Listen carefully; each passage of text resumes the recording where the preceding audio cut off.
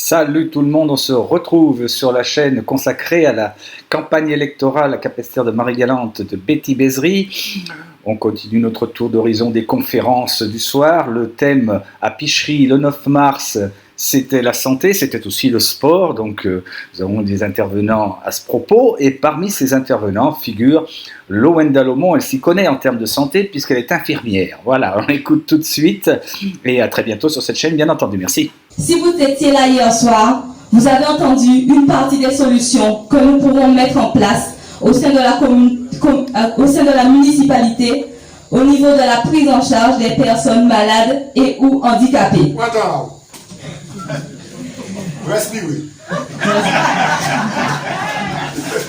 Mais comme nous l'avons dit aussi, il faut mener des actions de prévention. Il ne faut pas attendre, ne pas attendre d'arriver à des situations qui sont ingérables au quotidien, aussi bien pour les personnes que pour leurs familles. Ne pas attendre d'être tellement malade que la seule solution possible soit une lourde opération ou une amputation ou une perte d'audition, comme la dame dit hier soir. Ne pas attendre, car cela entraîne des effets en cascade très invalidants pour les personnes et leurs familles. Je m'explique, mesdames, messieurs. Prenons l'exemple, par exemple, du diabète. Ce fléau, qui, comme nous le savons, est une maladie de plus en plus répandue dans notre société.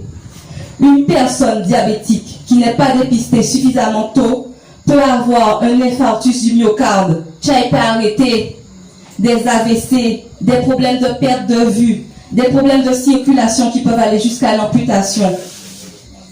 Quand la personne est amputée, elle doit non seulement apprendre à vivre avec une seule jambe, mais elle doit aussi apprendre à marcher avec des béquilles. Subir, ça y a crier la douleur du monde fantôme. C'est-à-dire que jambe là, pas là, mais qu'elle fait mal et on ne peut pas faire rien pour ça. Elle doit aussi adapter son logement. Si ni l'escalier, si ni baignoire, il ne peut pas rentrer dedans. Et il ne peut pas conduire encore. Et ni plein d'autres problèmes. Et c'est tout ça, c'est sans parler de la peur de perdre l'autre jambe. Donc quand je parle d'effets en cascade, c'est tout ça, mesdames, messieurs.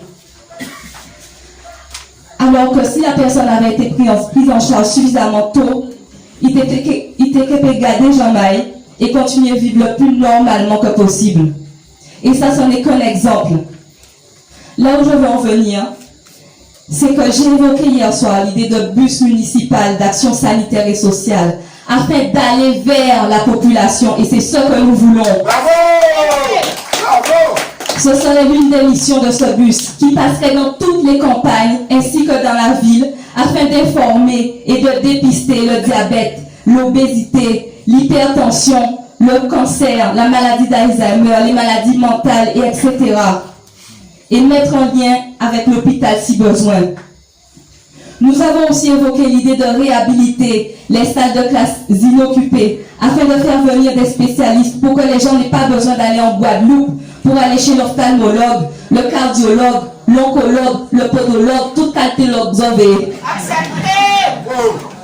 Ce sont des solutions viables. Il faut absolument mettre ça en place, car aller en Guadeloupe a un coût. Ils ont déjà la sécurité sociale pas qu'à rembourser, ou oui, qu'à rembourser de moins en moins frais de transport. Et c'est nous qui avons payé ça. On est doublement pénalisé en tant que Marie-Galantais, car il faut payer le bateau, il faut payer le taxi, il faut refaire le retour. Ça fait beaucoup d'argent.